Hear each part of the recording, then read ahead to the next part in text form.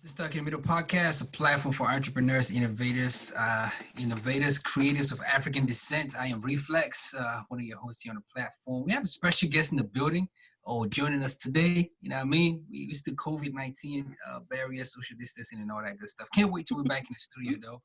But definitely want to remind you, if you are watching on YouTube, hit that subscribe button. If it's the first time you're checking us out, hit the ringer so you get updates, notifications every time we drop something new. We are also online, SITM Podcast on Facebook, Instagram, and Twitter. Send us an email. We'd love to hear from you. We appreciate everybody who emails us. If you want to write for us in our blog section, sitmpodcast237@gmail.com.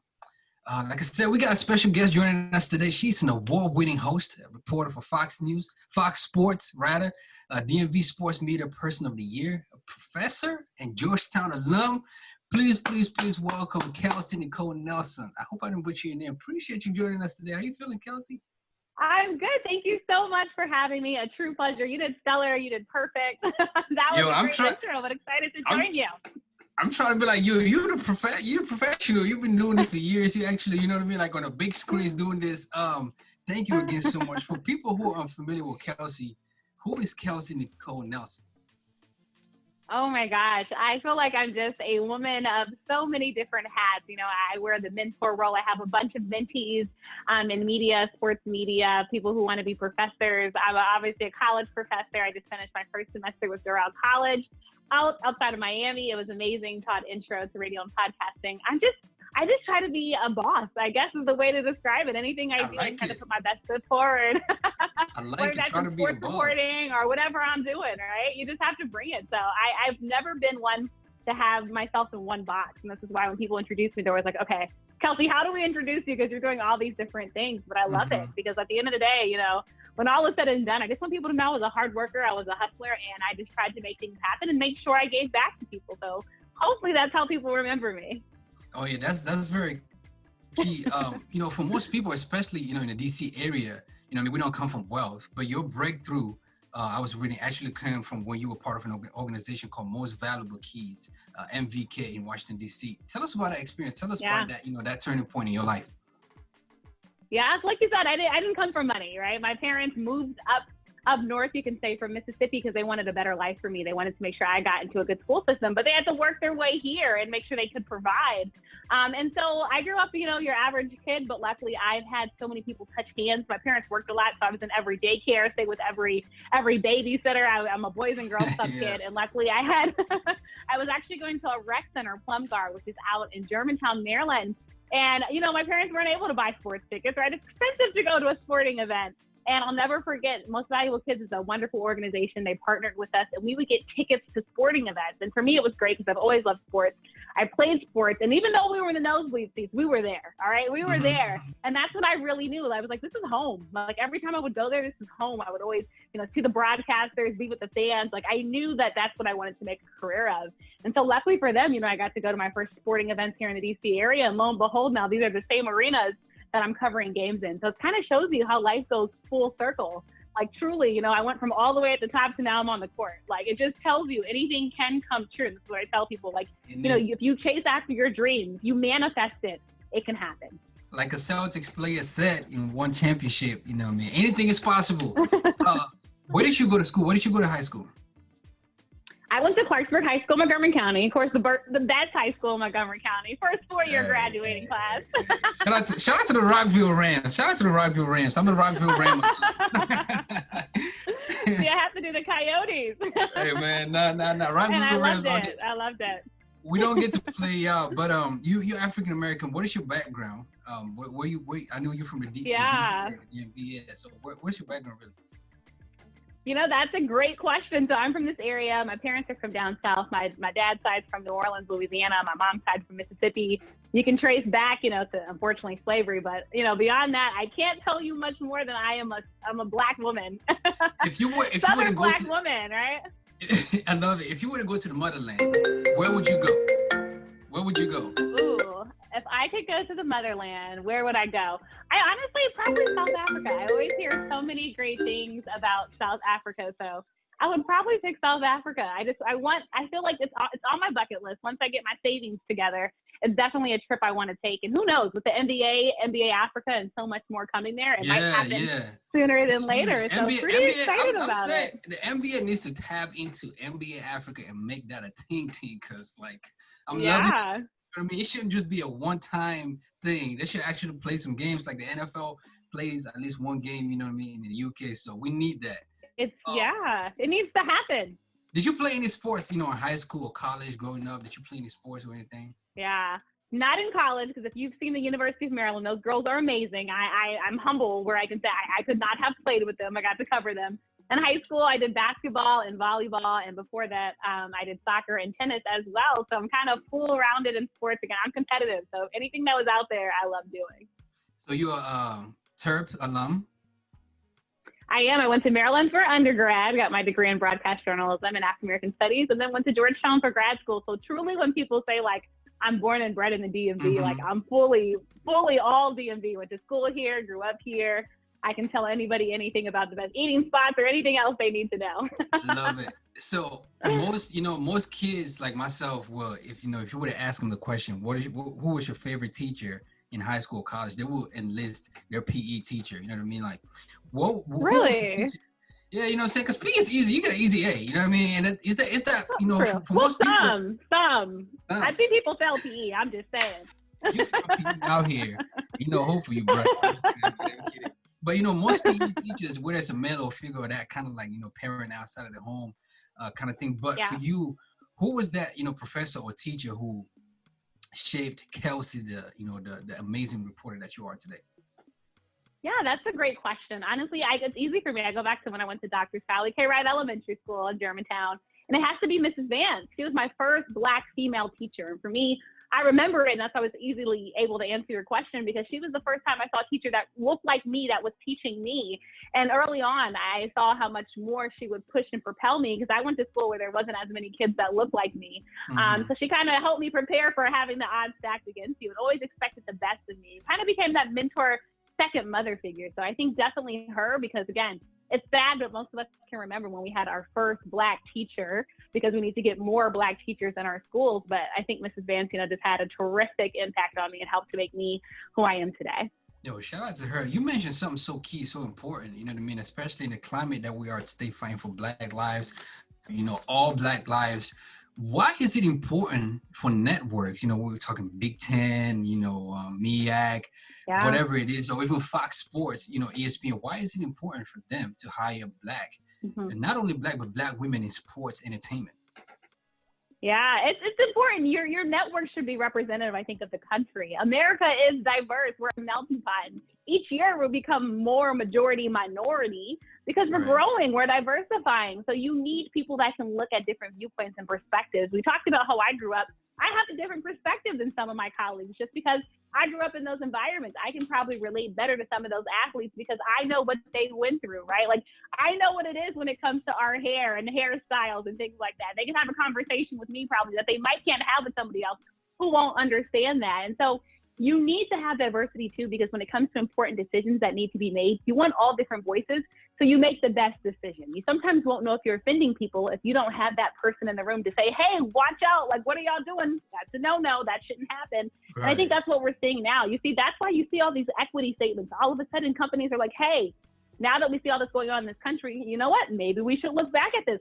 Oh, look at my newsroom. Look at my employee office. It's not that diverse. That's the problem. I need to make sure that I have the best people forward, but also that, again, that it represents each and every person. You want every voice in the room and every voice at the table if you truly want to make the best decision.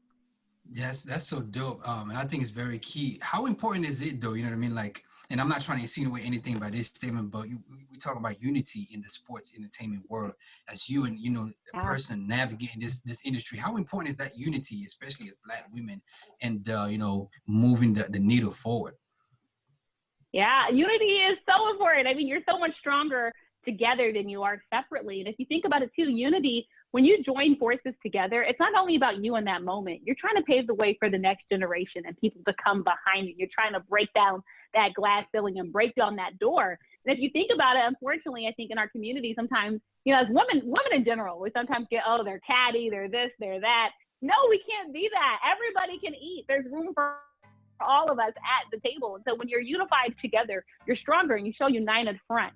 Things happen, change happens. That's why you see the change happening in this country, because it's a united front. It's a united group of voices. It's not just one, it's not just two, it's everyone. And I think this is why I've been glad to be a part of groups like the Association of Women in Sports Media, the National Association of Black Journalists, because you gain people that know the challenges that you're going through, know the struggles, but also people that can celebrate your successes. And so it's a beautiful thing when we come together, because, you know, that's how you make change. That's truly how you make change. So I want to take a step back, right, Kelsey? And, you know what I mean? Like, get deeper into, like, how exactly, you know what I mean? Like, we know you were ingrained in sports, you know what I mean? Like, in reporting and everything from, like, high school. How did you get started? Like, you know what I'm saying? Like, where did that passion come from?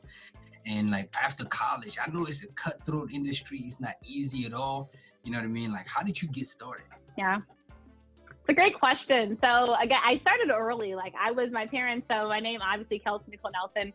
My nickname, KNN, is not only because it stands for my initials, but it goes off of CNN. I was always that kid that was watching the news, interested in the news, asking questions, always sitting in front of the TV when my parents were watching it. I always wanted to know more. And in high school, it started, I started as a news managing editor, and I grew in that role with our Howell newspaper. I was over the high school yearbook the last 2 years, my junior and senior year. I was over that editorial process, and obviously got to make that and publish it. And I just knew I loved journalism. I grew up in a sports family. My mom played sports. My dad played sports. My dad went to Grambling State University. I grew up in this HBC. All my aunts went to Jackson State University. I grew up in this HBCU sports family. If you know about Grambling, you know about the Bayou Classic. I grew up in this world, so I was always around sports. And I'm a daddy's girl. I always wanted to be there. I always loved the game. And so going through that, when I got to college, it's funny, when I went to college, I started at Maryland, a psychology major, because I had let people talk me out of the journalism industry. It's hard, it's fickle. You don't know how much you're going to get paid. So like, I'll do psychology, right? I like Law and Order and CSI and stuff. Took psychology first. I was like, yeah, this is good, but this is just not me. So switched to a journalism major, and everything fit. And I did a bunch of internships in college. I was networking. I was working for the University of Maryland Athletic Department. Truly, to be in media, it is who you know, but it's also your hustle. All right. People call me sometimes the hardest working woman in media. And I take that title not gently, because you have to make a way for yourself. You have to pave the doors, because the opportunities are not going to always be there. Building your brand is not the easiest thing, especially in an area like DC or really the DMV, where there's so many people, there's so much competition, and you have to find a way to differentiate yourself. So luckily, the internships I did paved way to my future. So like one of the best internships I did when I was younger in college, I interned for NASCAR. I did a diversity internship for them. It was amazing because, one, people don't expect a Black woman to be in NASCAR, and I had some unique experiences there. And look at what's happening now. And you best believe people can come to me like, oh, Kelsey worked for NASCAR, and guess what? She has a unique perspective because she's a Black woman. And it's crazy because when I was there in 2013, this is kind of when Bubba Wallace had moved up to the next series and was really beginning to get a name for himself. And of course, now with all that's going on, we know Bubba Wallace's name. But also the internship prepared me for some of the struggles that you face in the sports industry, but also it broke some stereotypes. I mean, you know, I had this image, or what I thought a NASCAR fan would be, and I got treated completely differently. I learned to love the sport. I got to do some radio hits with Chocolate Thunder on Sirius XM NASCAR channel. Like, I mean, there was just so many crazy things happening, but again, it helped me differentiate myself and make sure that I can make a name and make a mark in the sports industry. And also, I'll just give this advice. You got to know all sports. You need to watch all sports. Of course, you have your favorites, but you really want to show that you can do any and everything and talk about everything. Know all sports, watch all sports. Hardest working woman in media right here, Kelsey Nelson. Man, listen, you. So what is it that you do right now? And we know the big, Fox Sports. You know, what I'm saying? You got other things that you got your hands in other hats. What is it that you do right now? Yeah, so currently, of course, COVID has kind of pretty much changed everything. So I'm still working, but working from home. My podcast radio show, Listening with Kanan, has just taken off tremendously. We started the live stream. People loved it. We're bringing them more content. It's been amazing. And essentially, this is the show I do every Thursday and Saturday. Thank you. That means a lot. There's a lot of work that goes behind it. I have an amazing team. And I sit with different athletes or people in sports media, and we talk an hour about what's going on. So, I just had Warren Moon on the show coming up. I have Ben Wallace on Saturday, Detroit Pistons fans. You guys should know that name very well.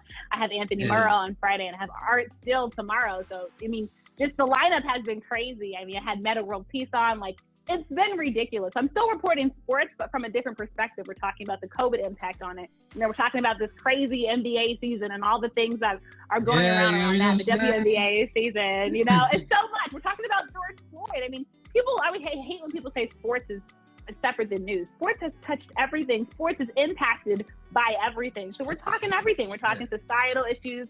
We're talking we let the conversation flow. I just had Jamie Wimborne on. He's a cancer survivor and a former NFL player. So we touched on different things. He's had run-ins with the police. We're able to talk on those and hopefully try to find a way forward. So that's been busy. Of course, sideline reporting is how a lot of people know me. Of course, I can't do that now because we don't have any games. Right. But essentially now we're bringing the games to me and we're being innovative. So essentially I'm doing more feature stories now. I'm preparing to drop some new shows. I'll have some exciting news if people are following me coming in a couple of weeks of some brand new announcements. And then as a college professor, I'm still mentoring. I'm preparing for the fall semester. So there's still a lot in the works. I'm still doing radio shows with different groups. Since I freelance, I do a lot of different shows each and every week. But it's been good. It's busy. I think I'm busier now than I was before. I really don't have like a cutoff point anymore because it's just, go, go, go, go. But essentially my hands are in a lot of different places and just trying to produce great content. Real quick, where were you when you heard Kobe's death and what was your reaction? Yeah. So it's crazy. So I think I had actually come back from LA like 2 days after.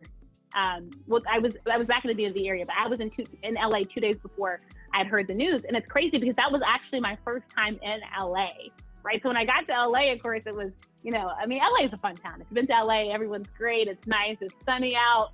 And then I had saw so many Lakers things. And lo and behold, of course, I didn't know what was yet to come.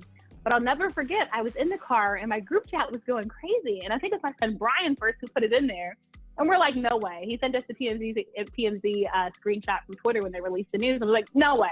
So, of course, we all go on Twitter and we see TMZ posted it. People are still questioning. I'm like, there's no way. There's no way. This has to be wrong. Somebody hacked them. They jumped the boat. And then, of course, lo and behold, you just keep seeing updates and you see other people reporting it.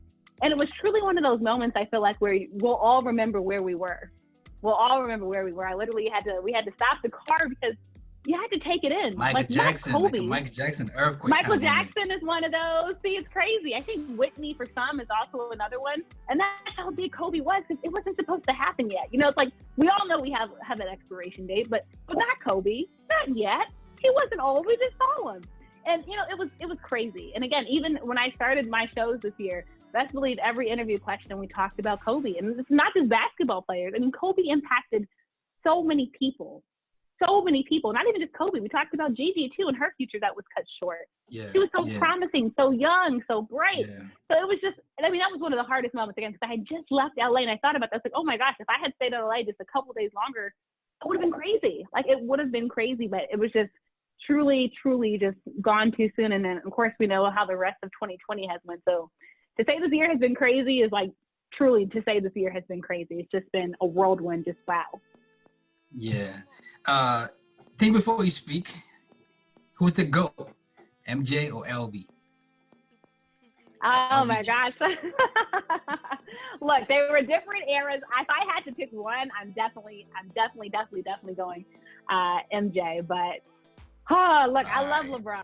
But again, different eras. I know you were glued to your TV watching The Last Dance. That's all right. I see you got a little, like ting ting there on your left hand. What's the DMs looking like? You know what I mean? Like people, lady my reporters. Oh man. Look, in my DMs we talk sports. Hey fellas, I tried, fellas. Hey, listen, fellas love to talk sports, so you know what I mean. Sports can turn into, Hey, if it's a sports question, we can talk. And they open, and the DMs open. For sports, Minty related questions, sports questions. We're talking. Anything else? Look, you might be left on read. I'm sorry. All right, I rest my case. I tried, y'all. What are some challenges you face? You know what I mean, Kelsey? What are some challenges you face in the sports as a sports reporter? Oh my gosh. Well, I mean, I think every industry has its challenges, right? But when I'm a double minority, essentially being a woman and being Black. So essentially I'm a Black woman in sports. And so that comes with, you face racism, you face sexism. Essentially as a woman, sometimes people assume, oh, she can't talk football, she's never played. Or, oh, women don't. There's still people who think for some reason that women don't know sports. And I challenge them to go head to head with me any and every single day. Yeah. And then also, what we're seeing now is that we see what's happening in the country to Black people in general. So you're also facing that. So people always feel like you're not supposed to be in the room. How did you get there? People always ask me, well, how did she get there? There's no way. So you're always just constantly facing scrutiny. It's like you have had to earn your reputation. I've put a lot of work in. I'm very, very protective of my brand and my rep. I'm picky about certain things because it's hard to build it. And it's so easy to mess it up and get it taken away. And again, people are waiting for that. There's so many people, unfortunately, who don't want you to succeed, who don't believe in you. And so, you're fighting that like each and every day. It's a lot. It's a lot. Again, and then also in media, it's competitive. Somebody's always coming after your spot. There's always the next person coming up. And then also there's people before you that you're waiting for. So it's a lot of different things, but at the same time, I wouldn't change it for the world. I love a challenge. I think, you have a unique way to make a place in this industry. Working in sports talk radio, working in sports media, you're always the underdog, but I think there's nothing better to be an underdog and proving everybody wrong and that you can do it. So, I wouldn't trade it for the world.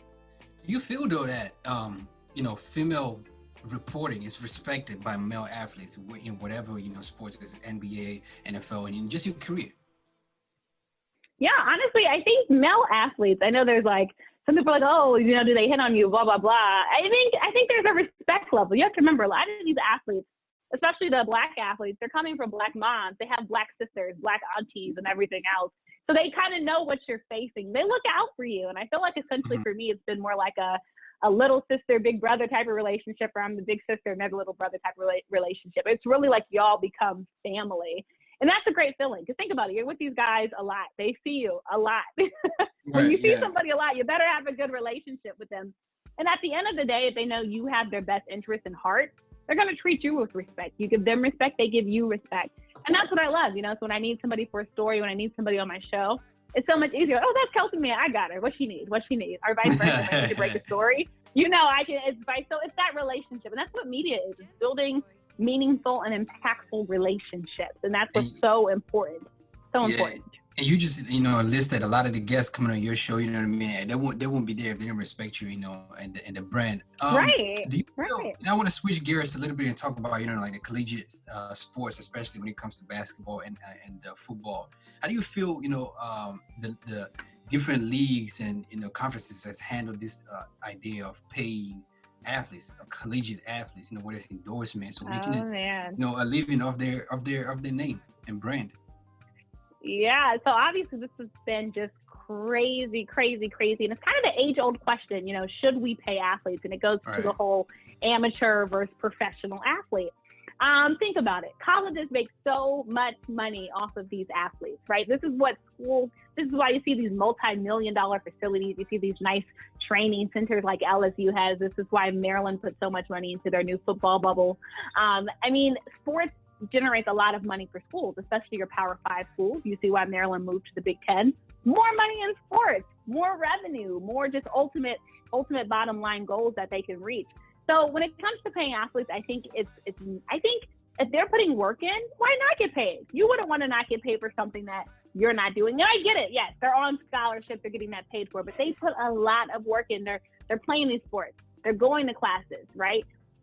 There's limitations. They can't work and different things like that because they're on scholarship, right? They have different commitments and things.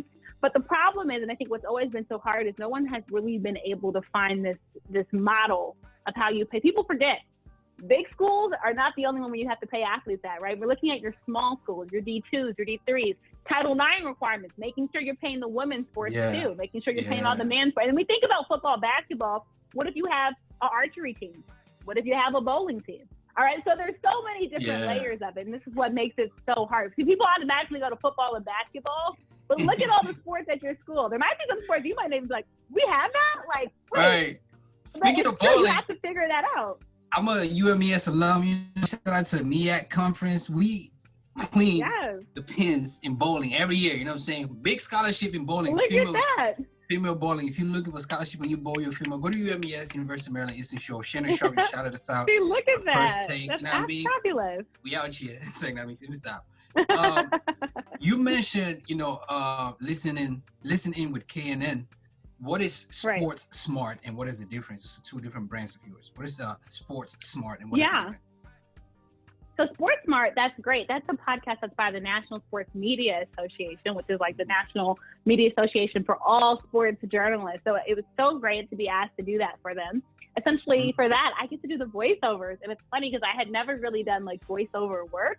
Because when I'm on radio, of course, it's just but when you do voiceover work, it's different. Like you look at commercials and everything else just differently once you invest in that. And Sports Smarts essentially aims to just educate people on topics in sports. The first episode we did talked about concussion. Another age-old question, how do we make the game of football safer?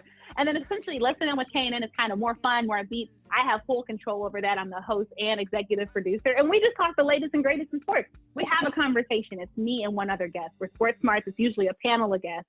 Talking about different issues. On my show, we have fun, we laugh, and look, we've even cried. We've had some difficult conversations, but at the end of the day, it's just to get the people what they need to hear. I always say at the end of my show, I want you to have fun and I want you to have learned something. So you needed to laugh, but you also need an aha moment. And that's all I ask everybody that listens to my show, have fun and learn something. And that's my goal. That's my aim each and every show. I love it. Take us to the sidelines, like what is the energy like? You've covered some premier sports events, you know what I mean? Like WNBA finals, NBA finals, you know what I mean? Like Super Bowl, been there. Take us to the sidelines. What is it like? I love the sidelines. The sidelines, you're in the middle of everything, right? You have the fans in your ear, you have the players here, the coaches here, you're hearing everything. Sometimes that you all can't hear on TV because of FCC regulations. What is it? Deshaun Jackson said, bring mics to every NFL player, and I'm with it. Yeah, go ahead. Look, FCC is like, oh no. Look, so we're no. We're a family sport, but it's fun. The sidelines essentially like you're getting a tone and a feel of the game. That's your job. Yeah. If something happens, you're the first line that's going to report it, right? If there's an injury, oh my gosh, what happened? Will they be able to get back in the game? Are they out of the game? Does this change the trajectory of the game? Was this a star athlete or a star player? It's all of that. And then also you get the pure raw emotions, like, right? If a coach is down, but I have to get a soundbite, more than likely he's going to be mad. I'm going to ask him, what did your team do wrong? How do we get them better? And as they're going up, how do you keep this momentum coming out of the half? So I love the sidelines again, because it's kind of like that pulse. You're the heart of the game. You're that beating point. You get to go around. It's a lot of work. I don't think people realize that. They see the stand-ups and they don't know what goes into it. But I love it. It's those quick hits, but it's making sure you get those quick hits with that necessary information. And especially in college sports, it's a lot of fun. It's a lot of fun. I wouldn't trade it for the world. What is your biggest moment in your whole career? My biggest moment. Oh my gosh. So it's crazy. I think I have two. One, I would say Kobe's last game in DC when they played against the Wizards. I mean, that was Kobe's farewell tour. Look, I can't even talk now because it was an aha moment. I mean, it was something special, something magical. And I had never, still to this day, I had not seen that much media in Capital One Arena. That's what Kobe does. That's what he brought. And then I think I would say that when I went to the NBA Finals in 2016, that was an amazing game. If you remember this, I'm talking about Cavs Warriors, and you remember those great series that went through. And then my third one would probably be my first Super Bowl, which was in Atlanta. So this was year before last that the Patriots won against the Rams. Nothing like a Super Bowl. Like, talk about media frenzy, talk about everyone being everywhere, players everywhere, celebs everywhere, just the craziness. Like, those are moments I'll always cherish and always remember. And it's a great time to just network and really make a name for yourself. Most difficult interview. Most difficult interview. I'll probably tell you the one I was most nervous for was I interviewed LeVar Ball. People should know LeVar Ball.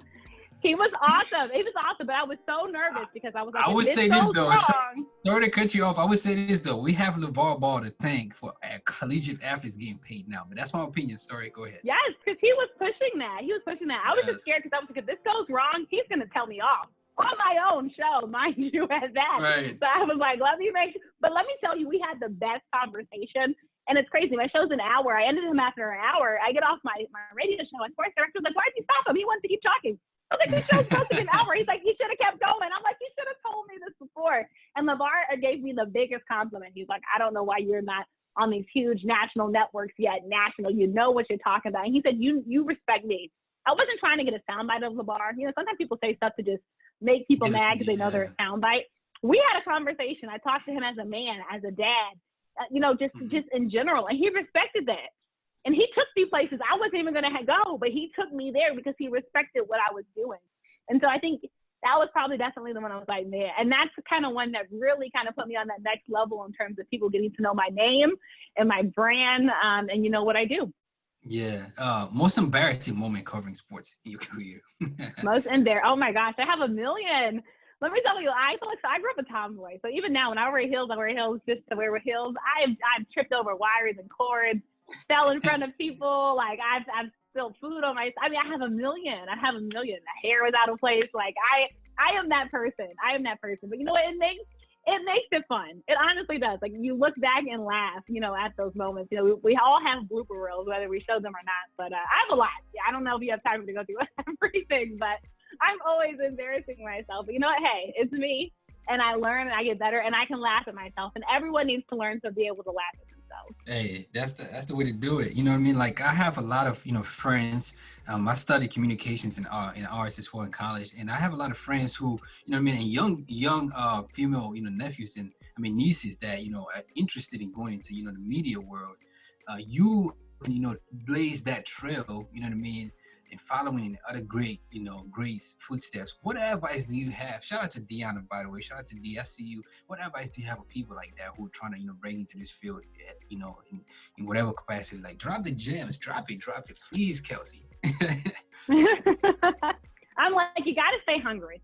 Mm-hmm. You're going to get a lot of no's. I still to this day keep a folder of all the no's I've ever gotten. It's one of the biggest email folders in my email. But you have to know the right opportunity will come. You have to be patient. It goes back to just timing and knowing what's meant for you is going to be meant for you. I would say also you have to network and you have to build your brand. So when you're networking, you're making sure people know your name. I always tell people when you go into a room, you shouldn't leave out without at least one person knowing your name and at least one person knowing you were there. Because otherwise I would ask you, why were you in that room?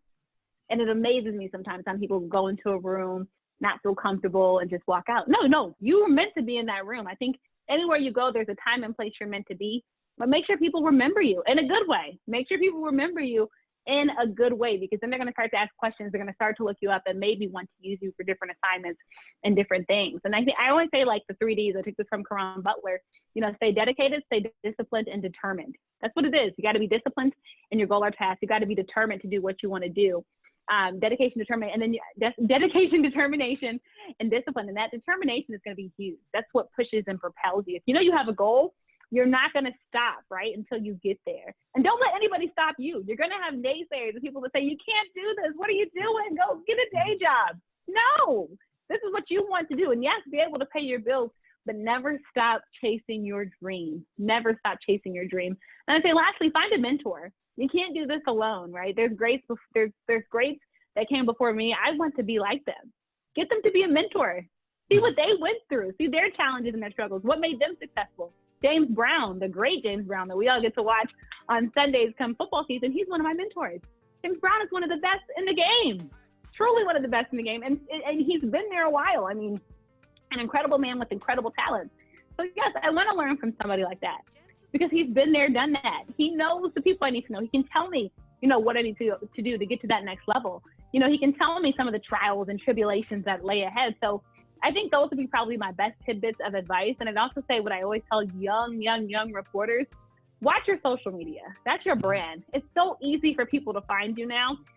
Some people will judge you without knowing you. They're going to judge you from your social media. And I don't care if you say, oh, that's just my social media profile. Well, that's how people are judging you. Make sure it's clean and it looks nice. Cancel culture that could be the yes or no to a job you want. And look, cancel culture is for real. Like, you know, everything you tweet, look, people will go back in your old tweets. Make sure it's clean. Make sure it's clean. And you need to go do some deleting. Because again, this is your brand. This is how people are going to best reflect you. So your social media, your brand building. And it's hard. It's hard to build a brand, but it's easy to break it. Just remember that. It's hard to build it up and try to get to that level you want, those millions of followers. But it takes that one crazy thing, that one bad thing, that one bad night to easily break it. I'm about to go tweet that. We talking sports. We talking sports, you know what I mean? Like, as an athlete, I played soccer in high school, we ain't gonna talk about why I ain't playing college and why I ain't make the, it's the UEFA Champions League, but that's a story for another day. You as a reporter, like dabbling in sports, what is your pregame song? My pregame song. Ooh, it depends on my mood, honestly. I feel like it's so funny. I got asked my walk-up song, and I told them it was Melanin by Ciara. And they were like, Melanin by Ciara? I said, yes, I love that song. It's talking about the melanin in my skin, what we can do. It was Ciara, Lala. It was a bunch of Black, powerful women. I love that song. I love Beyonce, Who Runs the World Girls. Like, I'm truly a person that believes Black women can do any and everything, and that nothing can stop us. So I feel like I love that, Dreams and Nightmare, Meek Mills. I don't know, there's a lot of things. That's a tough one. But it depends on my mood. What are you not very good at? What am I not very good at? Talking slow. Oh, I'm man. so funny. Yeah, Like most people are the opposite, right? Where they're like, and I'm a person that I have to like. I love the energy, though. I love the energy. To talk slower. Like, I've always been that person that talks extremely fast. And then I think too, though, now as I've gotten older, I've become a better listener. I don't think people realize how important and necessary it is. Yeah. I say sometimes you hear somebody. There's a difference between hearing and listening to somebody. To become a very good interviewer, you need to be a listener, all right? Because that's when you're going to ask those great follow-up questions. That's going to be what differentiates you. That's when you're going to build a relationship with somebody you never even knew through a live stream interview because you had those great questions that made them think. How am I doing? That's something I've gotten better at. You're doing good. We're just flowing. And even though we've never met in person, we're able to talk. And not everybody can do that. Like, I think sometimes people see you on TV and they think it's easy, or see your interview. It's not hard because I always have to gauge a person, right? Like, I learn your personality instantly when I'm talking with you, because maybe if you're more quiet, I'm not going to try to be over the top and in your face, because that's going to be a lot for you, right? I'm going to have to bring you out your shell. Maybe you have a bigger personality than me, and I'm going to have to tone you down a little bit so people can be on our level. But it's not the easiest thing. Talking in front of a camera is not the easiest thing. It's a job, and it's something you get better at. Describe the color yellow to somebody who was born blind. Ooh, oh my gosh, that's a hard one. Yellow to somebody who was born blind. I'd say definitely bright, vibrant. They were born blind. They don't know what bright is. I know. I'm like, oh my gosh, how do you say that? The color of joy. Can I say that? There we go. I feel like joy. Just think about joy. Right? There it is. There Smiling. It is. I know you got it hard out. We got to lose you in a couple minutes here. But what are you most curious about right now? It could be anything. As you hear the question, what are you most curious about right now? I'd say I'm most curious about right now where the world's going to go. We saw the aftermath of the murder of George Floyd, but we've seen changes. We've seen Confederate flags move from NASCAR events where people were saying, that's my heritage, that's my culture, I love it. We've seen the taking down of Confederate statues. We've seen people fighting to rename buildings in schools named after these people who essentially went against their country, these slaveholders. We're seeing this change. We're seeing companies look at their employment practices and their discrimination policies, their equity policies, their equality policies. So I'm most curious to see, will this change keep going? Will this momentum keep going throughout this year? Will there be a stop? I'm hoping, of course, that it's propelled and the conversation keeps happening, because the conversation needs to keep happening. I'm curious about my coworkers who just now are asking for the first time, Kelsey, how are you feeling? How are you doing? What can I do to help? I want to know if that's genuine. Will it continue? Or is this just a moment in time? And right now people are woke, will they fall back asleep? So I think I'm just curious about these next steps, that we'll take in this country and in this world. Yeah. Oh man, this has been an awesome conversation, Kelsey. Nicole Nelson, amazing reporter with Fox Sports, doing amazing things with KNN. Thank you. You know what I mean? Like, how can people reach you? How can people connect with you? You know what I'm saying? You said the DMs is sports only. You know what I'm saying? But how can people connect with you, or whatever? Yeah, social media is your biggest and best friend. I am usually on it because, one, I don't sleep. Yeah. But two, it's how I connect with the people. Like, I truly am a people person. I love storytelling. I love connecting. People reach out to me a lot through my website, KelseyNicoleNelson.com. Message me, ask me questions, do an informational interview, set up a phone call to ask me questions. Social media, tweet me, whatever. Hop in the DMs if appropriate. At The Real K Nelson, talk with me. Facebook. If you're old school, Facebook, Kelsey Nicole Nelson. Have my fan page. If I'm not at 5,000 friends, I try to delete people every now and then. I'll try to accept you even on my personal one. If not, follow. We'll still talk. But social media is probably the best way to reach me. Listen to my show, Listen In with K&N. I take live viewers' comments during the live stream show, so you actually have a part to talk and interact with me and my guests. Check out my show, Listen In with K&N on Fox Sports Radio. It's also on iTunes, Google Play, and Spotify. And again, this is just a great way for me to connect with the people and the fans. I listen to what they want.